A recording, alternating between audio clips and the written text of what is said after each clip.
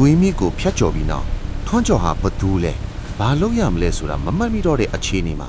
တောအုပ်ကြီးကိုဖျက်ပြေးနေတယ်သူ့နောက်ကနေရွာသားတွေဟာမြစ်ကိုကျော်ပြီးညီးသွားတန်တွေနဲ့လိုက်လာနေကြပြီသူတောအုပ်အစွန်းကိုရောက်ခါနီးမှာတောက်ပတဲ့အလင်းရောင်တစ်ခုကိုမြင်လိုက်ရတယ်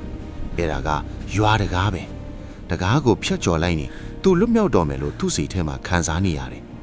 ရွာတကားဝမှာအဖိုးအိုကသူ့ကိုစောင့်နေတယ်အဖိုးအိုရဲ့မျက်နှာကအခုတော့ပူပြီးကြောက်စရာကောင်းလာတယ်သူကထွန်းကျော်ကိုကြည့်ပြီးရက်ဆက်စွာပြုံးတယ်မင်းထွက်သွားနိုင်ပါတယ်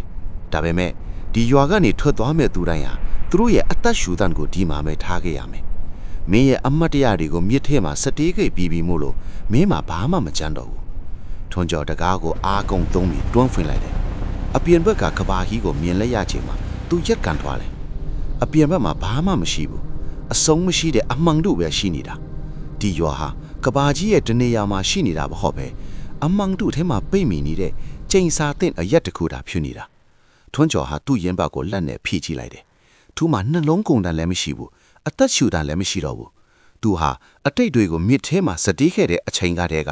လူသားတယောက်မဟုတ်တော့တာပါရွာသားတွေကသူ့နောက်ကိုရောက်လာပြီးသူ့ပခုံးတွေကိုကင်လိုက်ကြတယ်သူတို့ကသူ့ကိုရန်သူလိုမဆက်တွန်တော့ပဲမိသားစုဝင်တယောက်လိုစီးကြိုကြတယ်ကောင်းပြီအခုတော့မင်းလည်းငါတို့တွေကတယောက်ဖြစ်သွားပြီနောက်ထပ်ဧည့်သည်တယောက်ရောက်လာဖို့စောင့်ကြရအောင်ထွန်းကျော်ဟာအဝေးကိုငေးကြည့်လိုက်တယ်မြူနင်းတွဲထဲမှာနောက်ထပ်ကားတစ်စီးရဲ့မီးတောင်မြင့်မြင့်လေးကိုသူမြင်လိုက်ရတယ်